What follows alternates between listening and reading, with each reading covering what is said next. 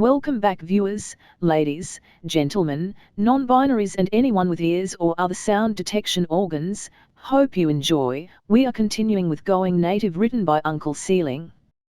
Going Native, Chapter 30. About 3 degrees east of north. That's a huge help, thank you. Yep. Have a great one. Sammy ended the call and looked over to Samuel. He wasn't using the haptic gloves or headset, instead sitting at the desk in the center of the planetarium and clacking away at his keyboard.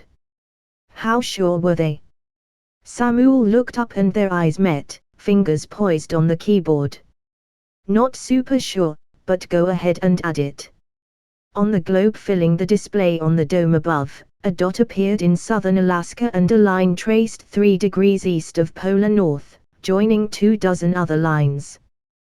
The Sams had spent the last day of Celia's deadline calling high schools, university astronomy clubs, and anybody else they could think of who lived in what was once Western Canada and the northwestern United States. The Painter Observatory mailing list had been a huge help for this. For each call, they really only had 2 questions. Did you see the meteor a couple of months back? If you did, where on the horizon did it go? Each data point got a dot at the caller's location, then a line extending along the path where they saw it land. The more certain they were, the narrower the line. With just 3 data points, they should have been able to triangulate the exact location of the shuttle. If the data was perfect. Instead, they had a spider web surrounding an area in northern Alaska that encompassed almost the entire Brooks Range. Still, the web was tightening. The smaller the web got, the better their guesses on who to contact that might have seen something. Time for another call. The employee at the small airport just south of the Brooks Range sounded gruff at first, but Sammy was able to get him talking without too much trouble. Oh, yeah, that thing. Came in pretty much right over us. Wasn't no meteor like I've ever seen, though. Left a pretty dark smoke trail. It came down up in the mountains some ways north, best as I could tell. We were going to take some snowcats up there and see if we could find it, but then. Then what? Sammy couldn't hide the eagerness in their voice. This was a real clue. Well, then it exploded. What? Yeah, we were gearing up and about 30 minutes, maybe an hour after it crashed down we heard the thing go boom, echoing down off the mountains. Never had a meteor do that either. Figured it wasn't safe to go take a look, and if it was important someone would come by and let us know. Big snowstorm pretty much immediately after, too. Wasn't much of a point in going to check it out at that point. Oh. Sammy was at a loss for words. What should they say? Finally, they heard someone yelling on the other side of the line. It was away from the phone and they couldn't quite make it out.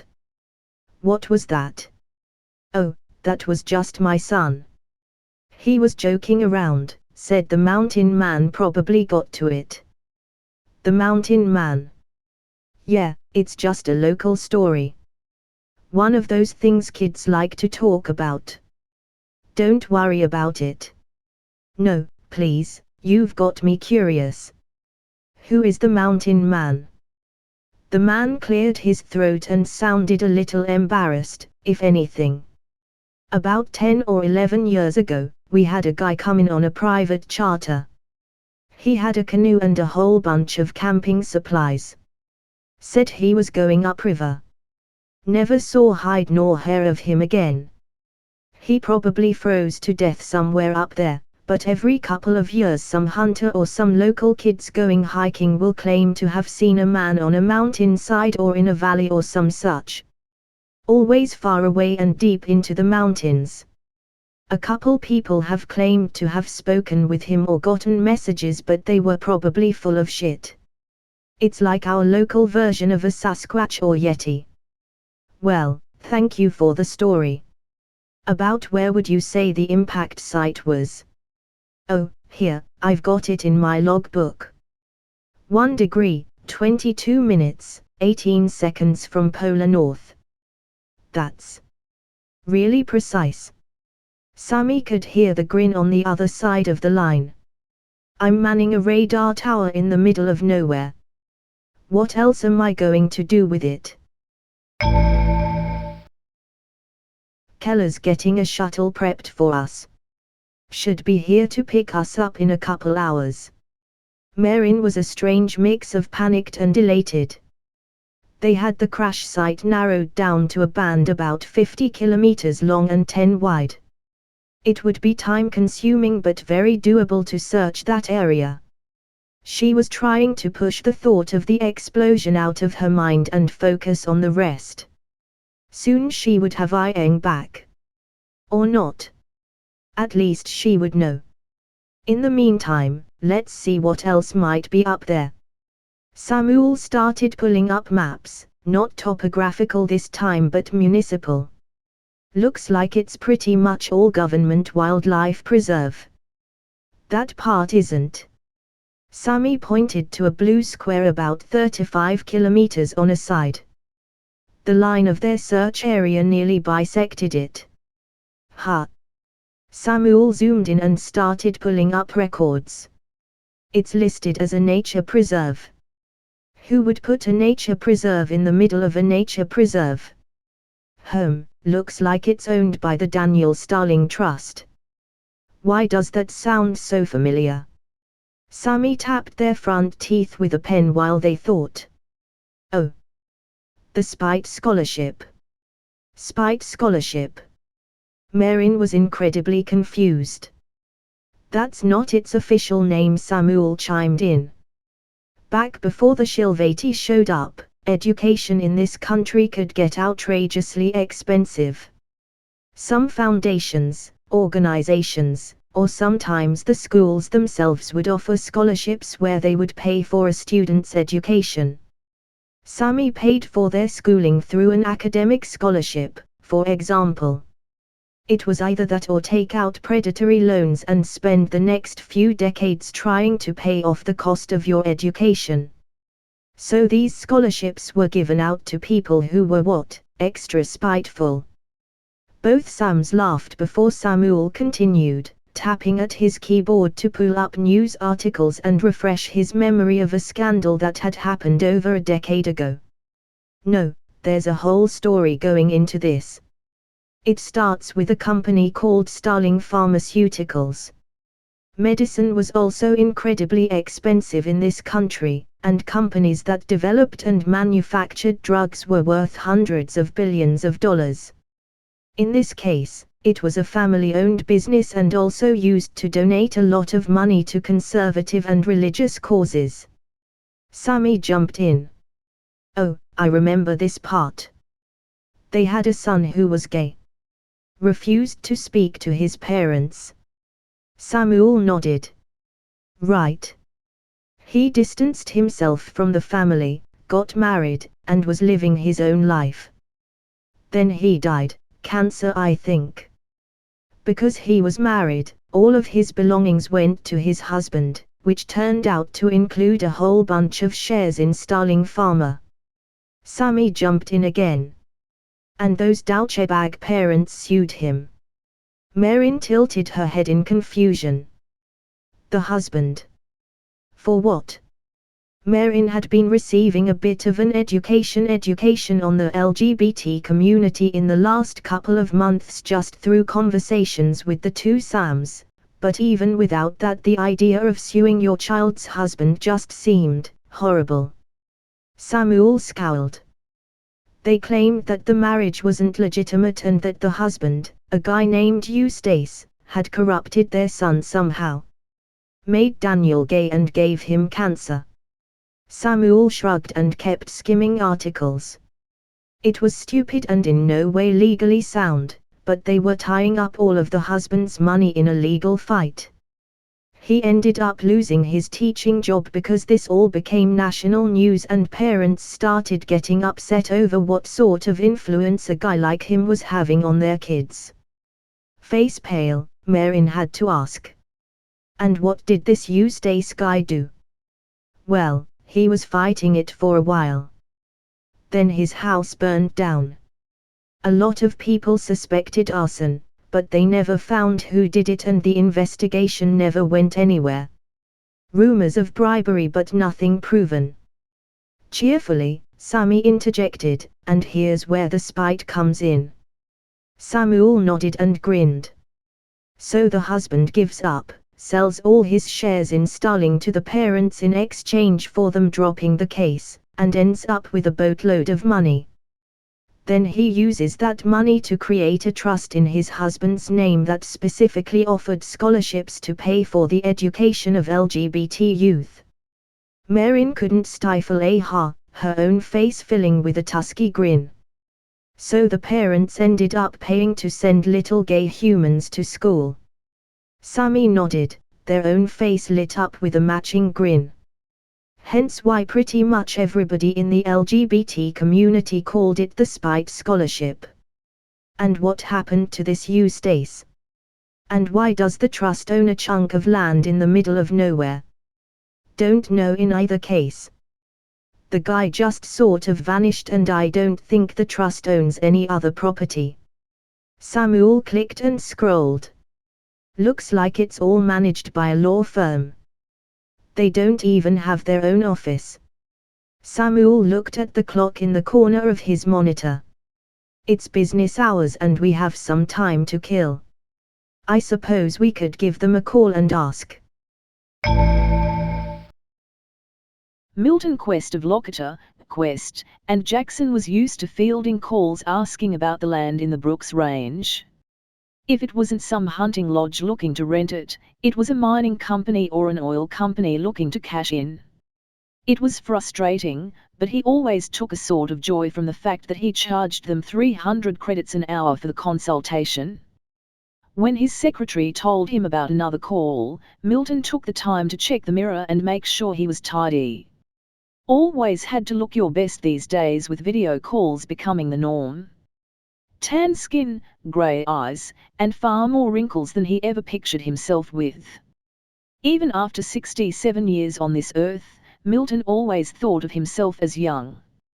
Probably why he couldn't convince himself to retire.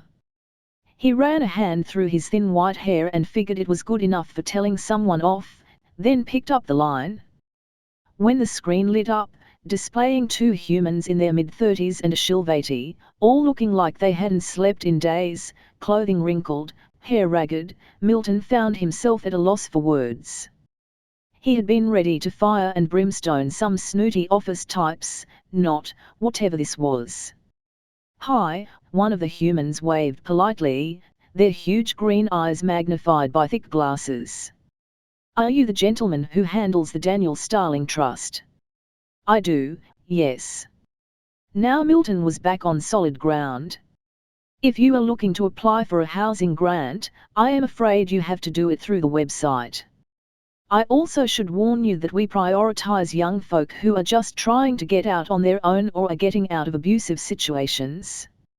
No, we are calling about the land you own in the Brooks Mountains. Ah, well, it's not for sale. We don't wah. And you can't lease it out. That's no. It's non-negotiable. Please. The large purple woman leaned towards the camera.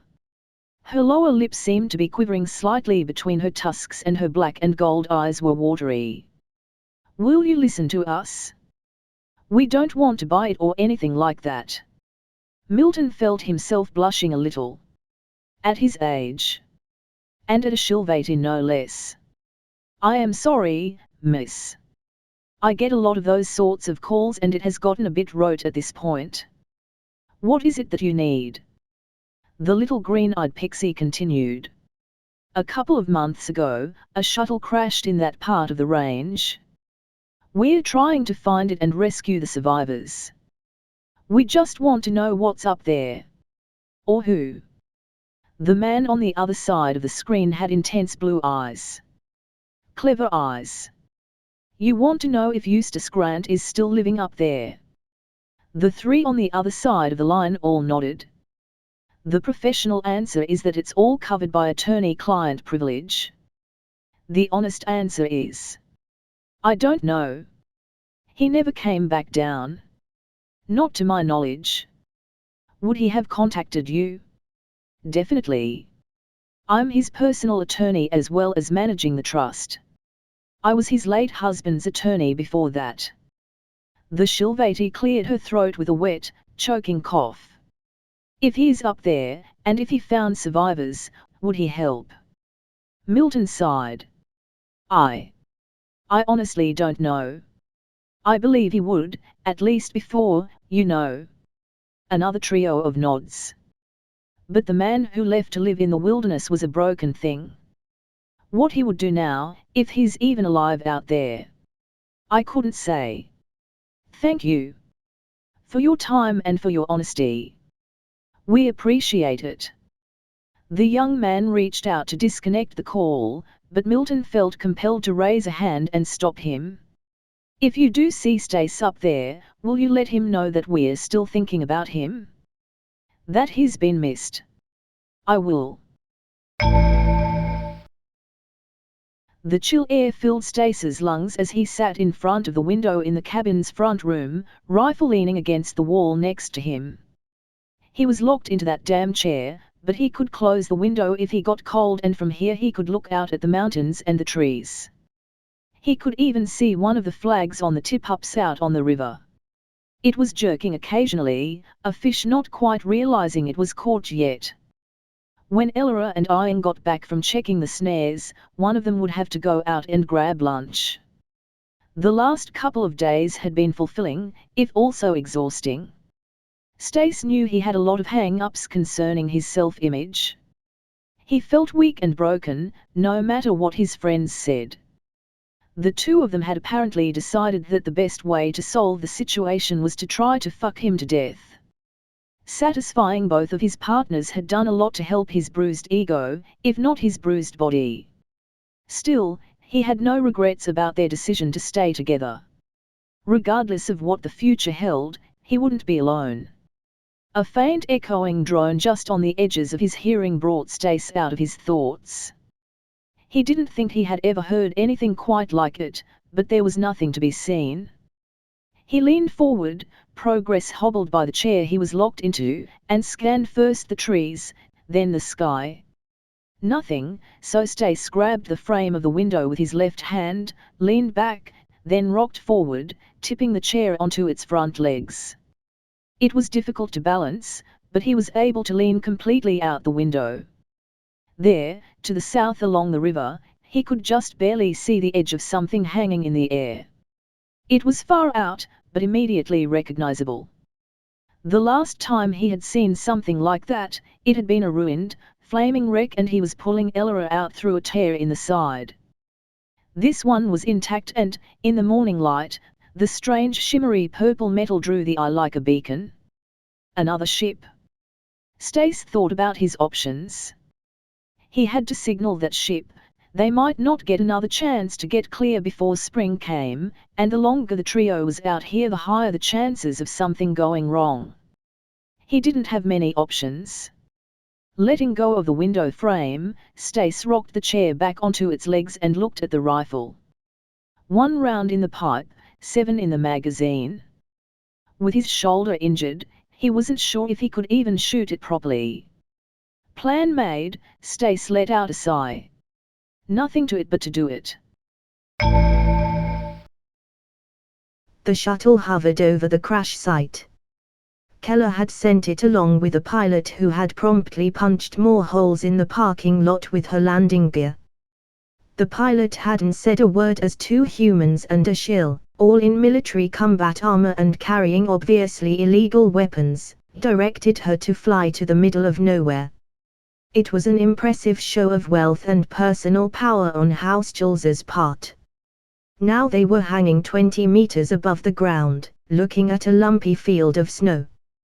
The rocky escarpment to one side of the clearing still bore soot marks and scars from the wreck's explosion.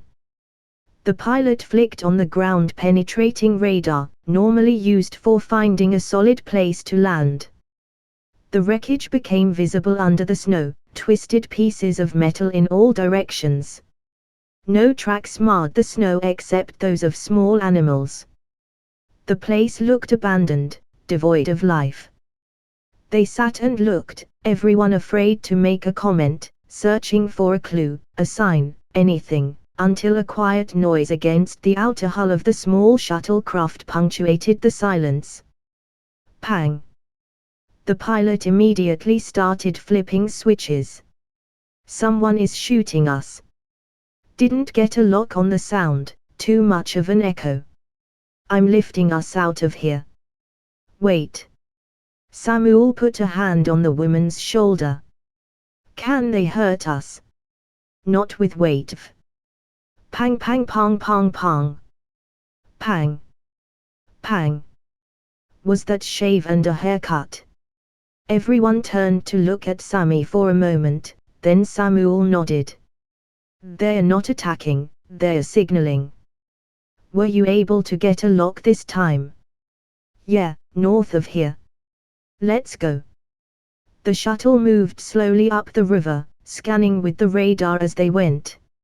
No more shots came to direct their progress, so they moved at a snail's pace. Marin was the first to spot something amiss. The river had an area where the snow had been cleared away, odd wooden stands with flags on them sitting on the frozen surface. From there it was easy to see the churned-up snow leading to a small white hump of a snow-covered building with a trail of smoke curling out of a small chimney. There isn't a lot of room to land out there. Samuel considered the situation. Can you come down over the ice low enough that we can get in and out of the shuttle, but not actually land? The pilot gave Samuel a lecherous grin. For you, Shorty, I'll take that challenge. He patted her on the shoulder, then joined the others in the main cabin. The side hatch of the shuttle opened, ramp extended, and they had their first taste of the brutal cold. It stung for a moment, but the combat armor warmed up nicely to compensate.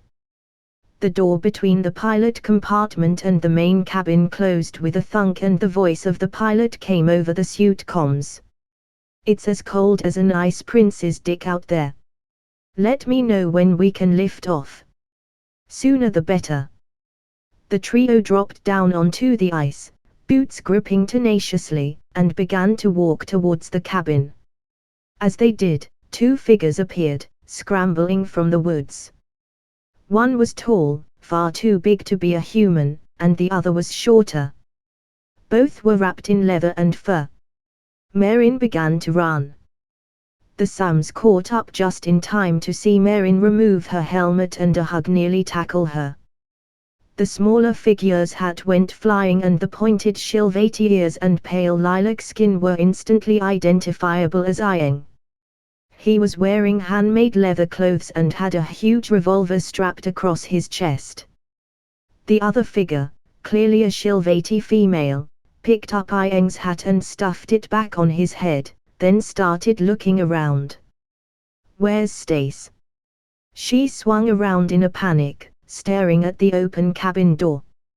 Samuel looked at the sky, noting the position of the river and the cabin, the route they had taken. Where could the shots have come from?